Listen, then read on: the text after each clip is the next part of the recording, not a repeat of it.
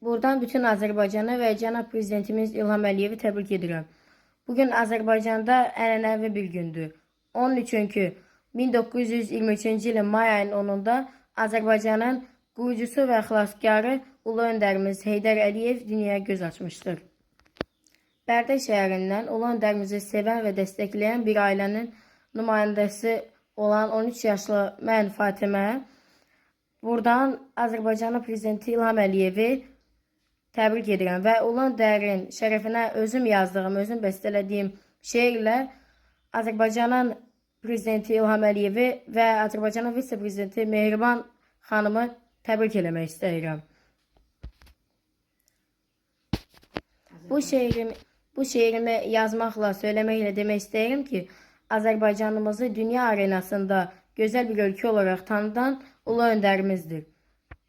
Və mən də bu şeiri Ulu Öndərimə həsr etmişəm. Bu şeirlə prezidentimiz İlham Əliyevi təbrik etmək istəyirəm. Bu şeiri Ulu Öndərimizə həsr etmişəm. Ulu Öndərimizin 103 illiyinə həsr etdiyim şeirimi söyləyirəm.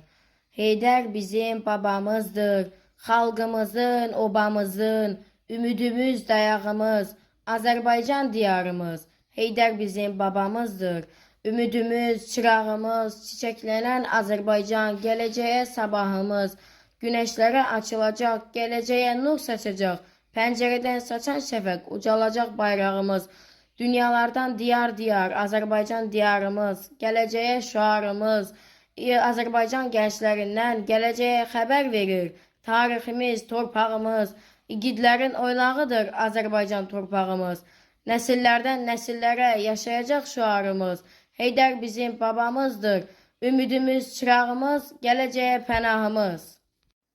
Ulu Öndərimiz demişdir, təhsil millətin gələcəyidir.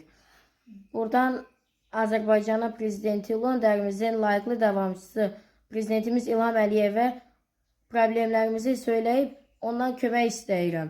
Ona görə kömək istəyirəm.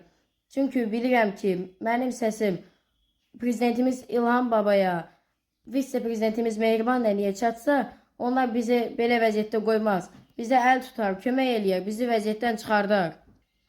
Cənab prezidentimiz İlham babanın sayəsində çiçəklənən, inkişaf eləyən Azərbaycanda əfsuslar olsun ki, biz rəzalət və səfalət içində yaşayan bir ailəyik. Ailəmizdə 6 nəfərdən ibarətik. 70 yaşlı nənəm, anam və 4 evladıq. Bizim imkanımız olmadığı üçün 1-ci sinifə belə heç birimiz getməmişik. Mövcud problemimizə kömək olsun deyə anam Ailə Uşaq Dövlət Komitəsinin sədri Bahar xanım Muradovaya onunla görüşüb və olan durumumuzu deyib. Amma heç bir kömək gəlməyib. Və Bərdəmizin millət vəkili Fatma xanım Yıldırımla da görüşüb, bir neçə dəfə görüşüb, telefonla da danışıb. Bizim vəziyyətimizə kömək eləməsini və evimizə, ailəmizə baxış keçirməsini xahiş eləyib. Amma nəinki kömək eləmək, bizim evimizə belə gəlməyiblər. Aprel ayının 17-sində anam mövcud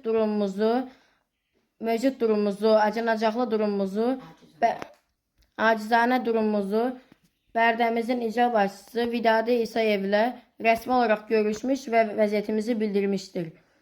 Və xüsusən vurğulamışdır ki, mənim imkanım olmadığı üçün uşaqlarımın heç biri 1-ci sinifə belə getməyib. Amma lakin Vidadi İsayev anamı dinləmişdir, eşitmişdir və 25 gündən sonra bizə sadəcə 100 manat dəstək olunmuşdur. 100 manatla bizim problemimiz həll oluna bilərmi heç? Amma bunlara rəğmən bizim ailəmiz ölkə prezidentini və onun ailəsini çox sevirik, dəstəkləyirik. Çünki bilirik ki, o bizim problemlərimizi eşitsə, ona çatsa, bizi bu vəziyyətdə qoymaz.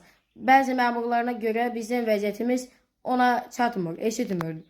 Və biz də rəzalət və səfalət durumunda qalmağa davam edirik. Cənab prezidentimiz İlham baba, vitse-prezidentimiz Mehriban nənə bizim səsimizə səs verir, xahiş edirəm. Bizə kömək eləyin, biz də hamı kimi oxuyaq, təhsil alaq. Ən böyük arzum budur ki, səsim sizə çatsın İlham babaya, Mehriban nənəyə. Bizə kömək eləyəsiniz, biz oxuyaq və gələcəkdə mən də hamı kimi oxuyum, Azərbaycanıma ləyaqətlə xidmət eləyən polis zabiti olum, Azərbaycanıma xidmət edeyim.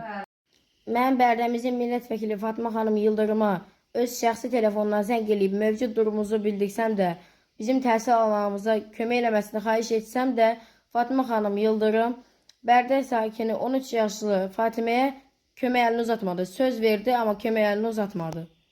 Allahdan ulu öndərimizə qəni-qəni rəhmət və İlham babamın onun ailəsinə uzun ömür can sağlığı arz edirəm.